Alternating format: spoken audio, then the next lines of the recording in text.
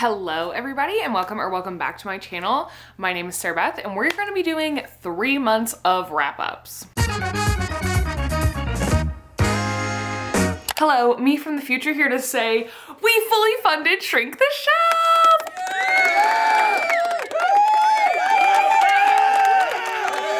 You guys, I cannot believe we did this. The last 2 days I got really nervous on the funding goal. I was like, we're not gonna do it and that's okay, and we would try again. But we did it and now we have way past our funding goal, which is so fun. I left it open for late pledges until we place our order with the manufacturer. We've got to finish, we have to see the proofs and all that stuff. So until we have that, I'm gonna leave it open just for you guys in case maybe you wanna get it. But I'm so excited we did it. Thank you guys so much for your support, for wanting this game. It is such a cool feeling to see that people want something that I made. That just really made me feel like how maybe authors feel when they put their book out in the world and people like it. And I'm sure there's gonna be people that don't like my game, and that's fine. Some people on the internet think it's silly and that it should just be an app. But I like in-person games, and that's why I made it. And I made it for me, and then I made it better for all of you. So thank you so much, but let's go ahead and get back into the video. Sorry for the brief intermission, just wanted to say we did it. I have not filmed a wrap up in so long. I wanted to film one at the beginning of the month, but then with the Kickstarter launch, it got crazy and I never got around to it, so I'm so sorry. But we're gonna go ahead and go through all the books I've read. It's currently May 29th, so I may add a clip at the end if I've read a couple more books between now and the end of the month, just to sneak it in there so you guys can see everything I've read over the course of the last 3 months. All right, let's get into the wrap up. It is so many books. I don't even remember. Looking at the ones I read in March, I'm like, wait, what? So we've got a long way to go. I do not think I'm going to talk very much about them because it's a lot of books. Let me look. In March, I read 9 books. In April, I read 8. And so far in May, I've read 6. Too many for my brain. So we're gonna go through them. I might tell you guys a little bit about them. We'll see how it goes. So the first book I read in March was actually Fire Endless. This is the sequel to A River Enchanted, which is one of my favorite books ever. It's by Rebecca Ross. I read it way back when it came out. I put this off for obviously a long time. I loved it. I loved it so much. 5 stars. This is a Scottish-Irish kind of based folklore-y fantasy. It's not really fantasy, it's more like magic, which doesn't make a lot of sense the way I'm saying it, but they have fae folk spirits of the elements, and that's how their magic system works. But it also has a really fun mystery element in the first book, and then the second book, you're resolving a lot of the conflict from the first one. But I love this. I love Rebecca Ross's writing. It is very lyrical. This is a great duology, in my opinion, to read in the summer. I may do a summer reading recommendations video if you guys would be into that, because I'm always trying to find summer recs and I feel like I have a hard time, but I loved that. I also read American Royals, which is the whole premise of this book is if America had royalty instead of a president, and the Washingtons are still the ruling family, I don't know, hundreds of years later. This just was drama, teenage drama in a book. It follows the girl who's going to be queen, Beatrice, and then her siblings, and then some of their friends and acquaintances. Very good, easy summer read, I think, for sure. You could sit in a beach chair and read this in 5 seconds. Gave this 4 stars. I want to read the next one. It's a good time. I definitely think if you like not politics, but royal reality TV-esque drama, that this would be for you. I forgot that I read Once Upon a Broken Heart in March. This is the definition of whimsical fantasy to me. I gave this 5 stars. I love the Caraval trilogy, which is also by Stephanie Garber. This is, I guess it's considered a spin-off because it follows a character that you see in Caraval, and now he's one of the main parts of this series. I've only read this first one. I really want to get into the second one. These are good, again, good summery fantasies because they're not heavy war-filled ones. I feel those ones, unless they're pirate books, don't feel summery to me. Fantasy feels very inherently winter, and I feel most people's brains. These are good ones to pick up in the summer. Very whimsical. Evangeline basically makes a deal with the Prince of Hearts to get her true love back, and a lot unfolds from that. And that's all you should know going into this. I love this. These are the UK covers. They're so beautiful. The Fairy Bargains of Prospect Hill. This book kind of feels like a fever dream in my brain. I gave this 3.5 stars. This is the like Cruel Prince kind of fae where like they can't lie and they kind of are sneaky and stuff like that. Not ACOTAR fae, Cruel Prince fae. I feel like there's a distinction there. More like folklore fae, if that makes sense. These sisters have grown up on this, I think it's an orchard. Maybe it's a cherry farm. I think I've read too many books where people are set on farms, so I'm not sure, but I think it's an orchard. They were raised with like, leave this by your door as a good promise for the fae and blah, blah, and basically this one sister ends up in a really, really bad marriage and they're trying to make deals and figure out things and solve problems. It just was really, really slow. I think if I was reading this during a reading challenge, and I think if I had read it slower, I probably would have enjoyed it more, but I was trying to get through it so that I could get to another book. That was not how this book was meant to be read. So I didn't love it. It wasn't necessarily for me. I think if you really love that kind of fae, you'll really enjoy this. I have no idea where I left off because my dog literally just barked at our son's door while he's napping. He's never done that before. And if he woke up Graham, I'm gonna be really upset. But yeah, I hope I said enough on this, but 3.5 stars. Oh my gosh, I'm remembering so many books I read.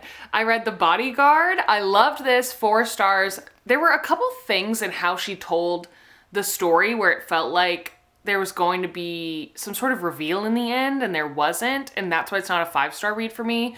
But I love that she's his bodyguard.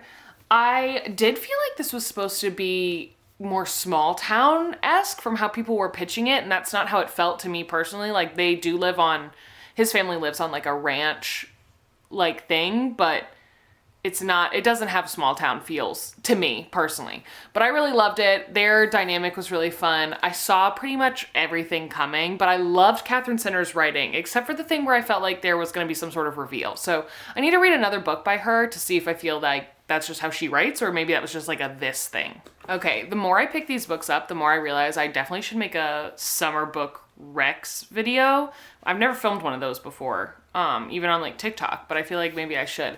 I read What the River Knows. This is an Egyptian fantasy. Think The Mummy and National Treasure. That's what this is. I really enjoyed this. There were a couple parts where it felt a little slower to me, but this was so great and would be literally the perfect summer fantasy read. Also, the cover is so beautiful. I'm really excited for the second book. It left off on a note that I was not expecting. Quite the twist there at the end that I was just, I don't even think if I knew a twist was coming, I could have seen this twist coming. But this girl's parents always leave for almost, I think it's over half the year to go to Egypt. She lives in, it's not England, Spain. She lives in, I think, Spain. It's 19th century Spain, and her family's always gone, so she lives with her aunt and uncle. And then, honestly, I don't feel like you should know what happens, but the moral of the story is she's always wanted to go to Egypt with her parents, and she doesn't know what they do there and why they're so secretive about it. But her dad always mails her, like, back little gifts. But I gave this 4 stars. There were a couple things that I didn't love, but it was just overall so good. You know, I was a done and dusted OG fan. I found that book when it was indie published. Now they're traditionally published. I read Swift and Saddled. 5 stars. I have no issues with this. I could read this over and over again because it's just an ooey gooey romance, and Wes is just my kind of guy. I loved this. This is Black Cat Golden Retriever. Their meeting is my favorite. They might have had like some points where I was like, okay, seriously, he's not really your boss. Can we just like move on with this kind of thing? But I loved it. This is short and sweet, fun cowboy romance. 5 stars. I love them. I love them. They're my guilty pleasure obsession books. Only 2 more books left in March. I read First Lie Wins, and my only qualm with this is I feel like so many people are pitching this as a thriller. It was more mystery to me than thriller. Like there's no, oh, someone's dead, who did it the whole time? Like, you know something's up, but you don't know what's up. And I kept waiting for like the other shoe to drop the whole time for it to be like a murder kind of thing, and it wasn't. Maybe that's just how I feel about thrillers, but if I had gone into this knowing that, I think I could have rated it higher. I'm kind of in between a 3.5 or a 4. Probably a 4. I really enjoyed it, but I just feel like it wasn't what everyone's been saying it is, which isn't any fault of the books. My fault for listening to people. But yeah, this is a woman, honestly, like with a thriller, you can't really tell people what it's about, obviously, but this does it well. Evie Porter has everything a nice Southern girl could want: a doting boyfriend, a house with a white picket fence, and a tight group of friends. The only catch, Evie Porter doesn't exist. Go into the book knowing that, and don't think it's a thriller, and I think you'll have a good time. And then the last book I read in March was The Storied Life of A.J. Fikry. This is a tiny, tiny little book. I still really want to watch the movie. I mean, it's only 250 pages. Such an easy breezy book. This is definitely literary fiction. This guy has gone through a lot of loss and something very unexpected happens to him. That's really all you want to know, but he owns a bookstore. I gave it 4 stars. I had a really good time with this. There were some things that I would have liked to see more of, but it was tiny. But yeah, I think if you're looking for something different, this would be a good way to kind of change up your reading pace. Moving over to April, I started out trying to film a video that didn't pan out, which was I was gonna be reading books that I've had on my Kindle Unlimited for a long time. I was gonna go oldest to newest because I've had books checked out on my Kindle Unlimited. I'm always at the max of 20, which is A, absurd. Why do I do that? I'm not reading 20 books at a time. But B, I haven't returned some of them, and I've had them since like 2020. I'm not kidding, it was absurd. So I was like, oh, this is a great video idea. And then I got really sucked into planning stuff for the Kickstarter, and so the video kind of trailed off. And I was like, oh, maybe I'll pick it back up. But then I went through and I cleaned it up, and I didn't end up doing it. So maybe I'll do some sort of Kindle Unlimited reading vlog, but this one didn't pan out, but I got 2 pretty good reads out of it. So hey. So the first one I read was A Flame of Hurt and Harrow. This used to be called Bloodlet, and it got renamed. I gave this 4.5 stars. I'm leaning more towards maybe 4 stars. I don't even know how to describe the plot of this book. This guy is a thief. His whole family is dead at the beginning of the book, from what you know. Like, you know that at the beginning of the book. I don't think you know how they died necessarily. I think that might come later, so I won't say that. But he had to turn to like a life of not thievery. He commits crimes for like this, I don't want to call him a crime boss, but and it's a very wintry fantasy in my opinion, because they're all really scared of these snow beasts. Like they live in the city surrounded by walls, and the snow beasts outside can't come in. And the more I'm trying to tell you about this book, the more I'm like, how do I even describe what this book is about? But this guy, the main character, is trying to go on this quest. What's the quest for? Oh, I remember. I cannot tell you anything about this book without revealing major spoilers.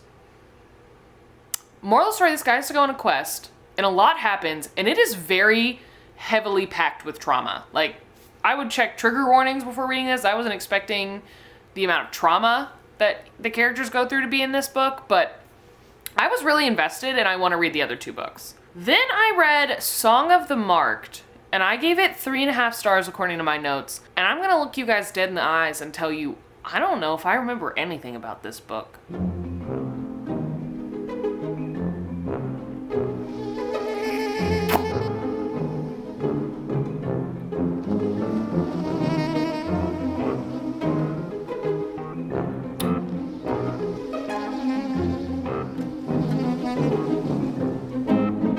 I know she's in like a thieving crew, and there's a plague that's going through their lands, and she is like one of the only people who survived the plague. And then of course there's this dark, mysterious, broody guy we keep running into who's like, I want to think the king's like right-hand man, and she's like, no, we don't like the king. I can't like you. But where that book ended, I don't know. You guys, whoa, maybe that should just be a 3-star. Holy cow, I could not, that is the most I could tell you. I would have to like flip through the book to remember more than that, I think.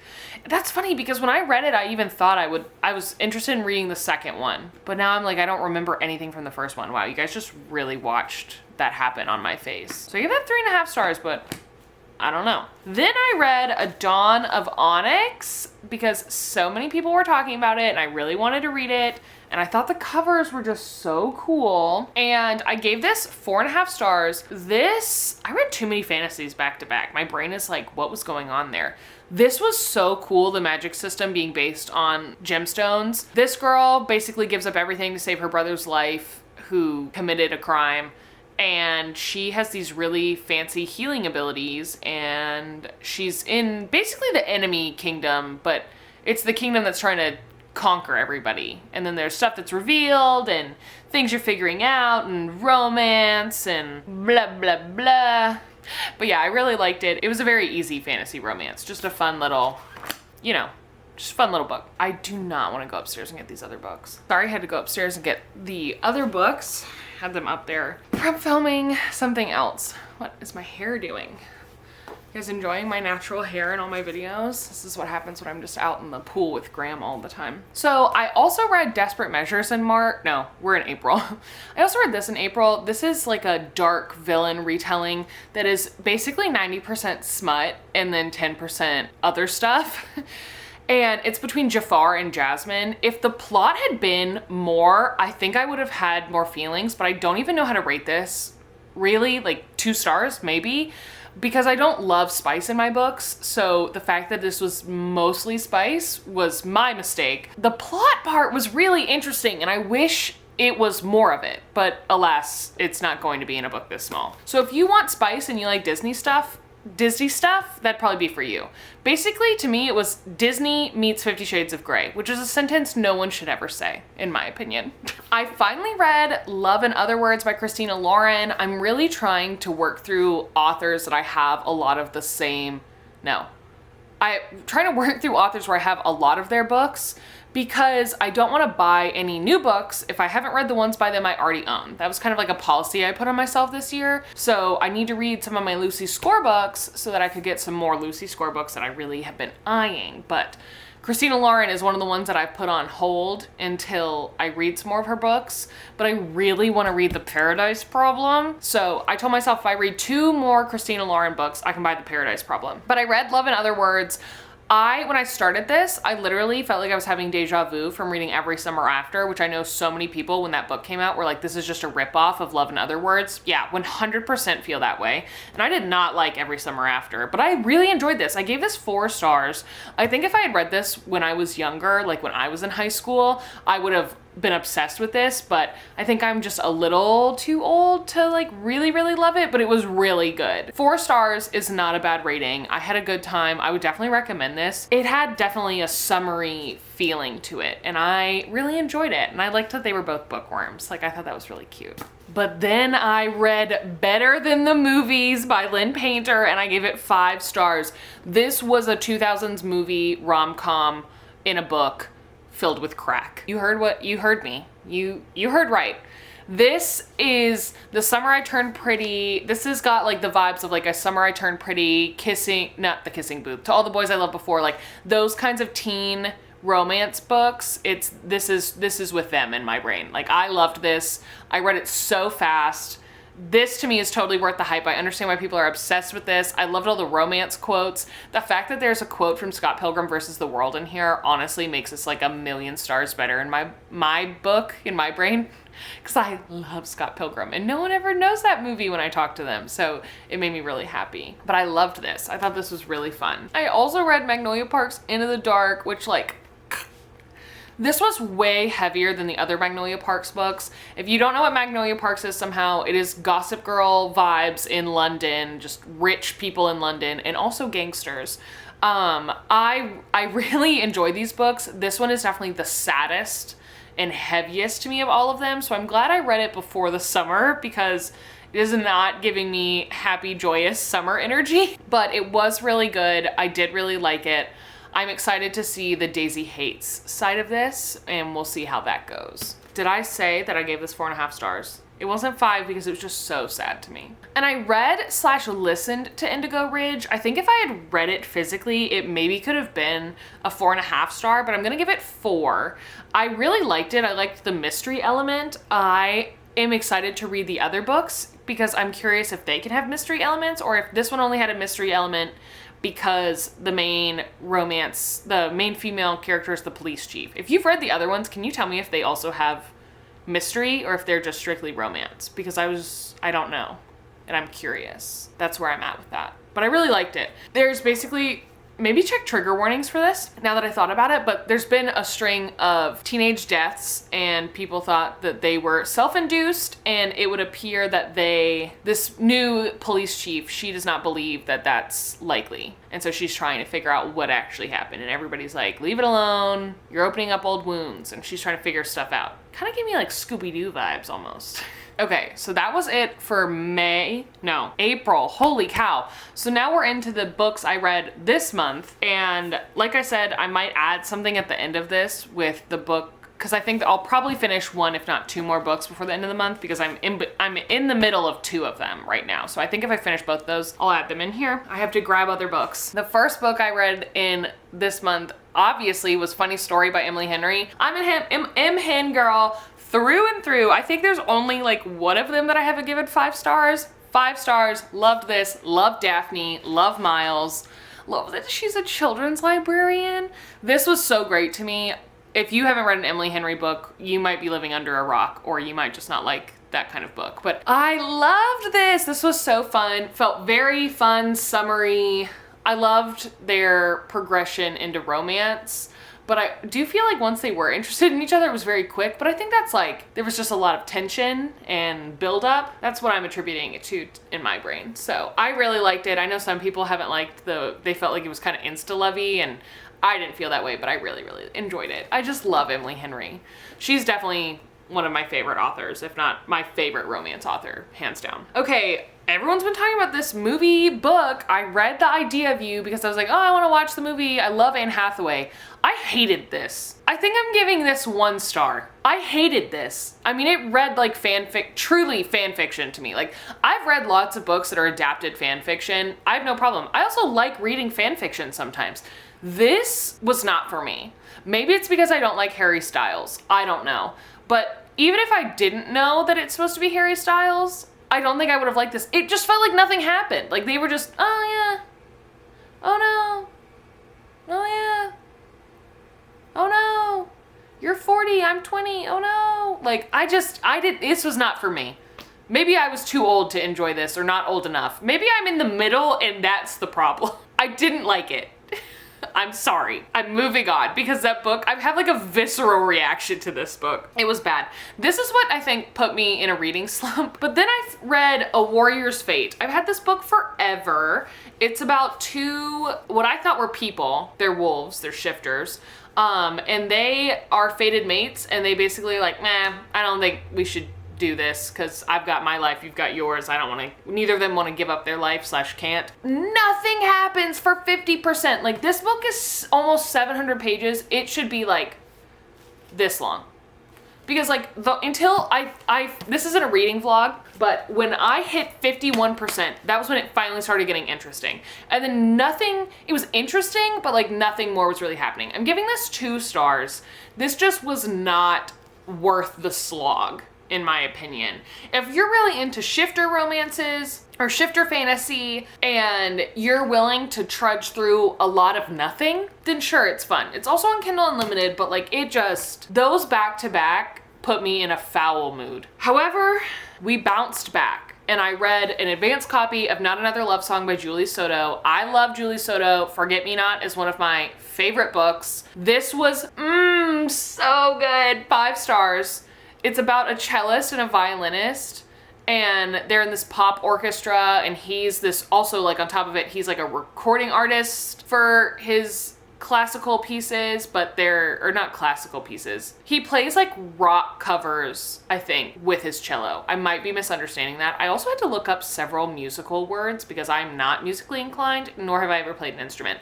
My husband was helpful. He played piano when he was a kid, but I have never played anything except the recorder. But I loved this. When this comes out, you guys, oh my gosh, it was just so beautiful. Like, the way that the music brought them together was just really romantic. I loved it.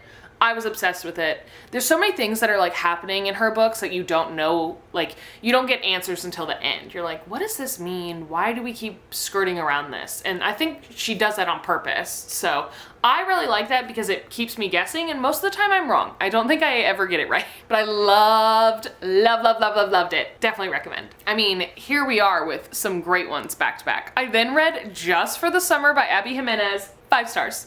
Loved it.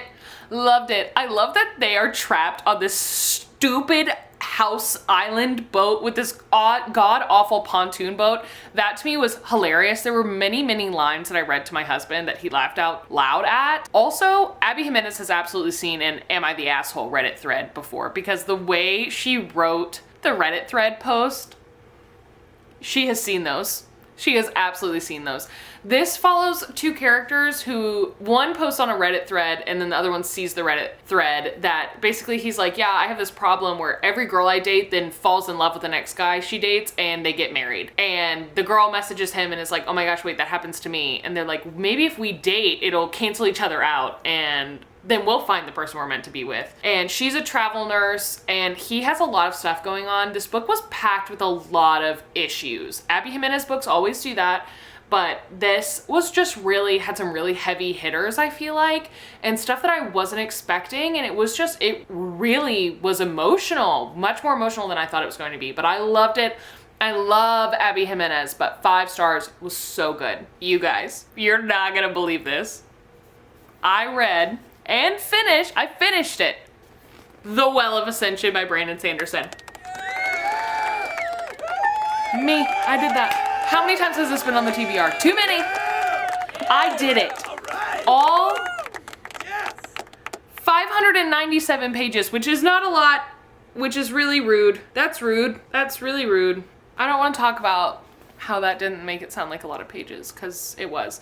This is the second book in the Mistborn trilogy by Brandon Sanderson. This is where Brandon Sanderson recommends you start this trilogy, and most people recommend. I love this. Their magic system is so unique. Metals, so much is going on. This is just such cool high fantasy that is so fun to read. My husband and I actually read this one at the same time, which is what motivated me to finally read it. I know you guys can thank Jordan. I finally did it. I love these. These are so good. 4.5 stars just because, minus a half star because sometimes I felt like I was really having to trudge through. But I now am very eager to read the third book because this ended on a way I wasn't expecting. Now I must know what happens, as if I was ever gonna not read the third book, but love this. It was so good. The stack is so tall. Putting this in here as a disclaimer, I'm gonna switch over to future me, tell you the other books I read, or we're just gonna keep talking. So there's that. Let me take a sip. Hello, future me here. Graham has really gotten into taking books off my shelves. So we're moving in like a month, 2 months. And so I just went ahead and packed up the bottom 2 shelves of books. So that's why it's sad and barren looking. But I did read one more book in May that I wanted to throw in here, and that is Renegades. Where I've sat this book, maybe I packed it. I don't know. Cannot find it. Do not know what's going on with that. I am obsessed. This series was so much fun. I wanted to think it was gonna be kind of Marvel-y because it's about these superheroes and then the villains, and there's this girl who is a villain who infiltrates the superhero group kind of thing because no one knows she's a villain. And I thought it was going to give Marvel energy, but it really, to me, made me think of the movie Incredibles almost, like with their superheroes and their superhero-like organization. There was definitely Marvel feeling stuff in it. Also, this lighting right now feels very fun. Still rocking my natural hair. It's like 2 weeks later after I filmed all the other clips in this. Sorry, mom props. But it was really, really fun. I immediately ordered books 2 and 3 off of Amazon because I went to go see, I got my first one at a Second and Charles here in town where I live. And so I went to go see if they had it, and I was so excited because I saw books 2 and 3 and they had them in hardback signed editions. And so they were $25. So I was like, I will just order those online. Well, actually I went to Barnes & Noble first. They also did not have the second book. They only had the third book. So then I ordered them online. What a journey we did to get here. But now I'm going to the beach sometime this week, and so I'm probably going to take them with me. I think I'll probably read them soon because I really like them. It's been a long time since I've just like binged through a series, but I gave it 5 stars because I never have my hair down because Graham grabs it. So it's so funny when my hair's down like this. I'll do a colonial pony for you all. Here, let's poll for the group if you've watched this far in the video, because this is the last thing. I debate doing like a slicked back bun look as like a mom to get my hair away from Graham, but I'm really self-conscious about my face shape. Like, maybe it's because my husband's in the military, but like I just feel like this makes me look like an egghead person, or like I'm in the military with like my slick bun. Like, I just don't feel cute. Is this cute? I don't think it is. I don't think it is. I need the volume. If it's cute, let me know. Or if you also think I look like a egghead shaped person, also let me know, because that will tell me I should not do it and that my feelings are valid. But I'm also my harshest critic, so maybe not. But that is it for this. I'll see you guys next time. All right, so that is all the books I read for March, April, and May. Holy cow, too many months of wrap-ups. I really just need to go ahead and just do a wrap-up a month. But thank you guys so much for watching, and I will see you guys in my next one.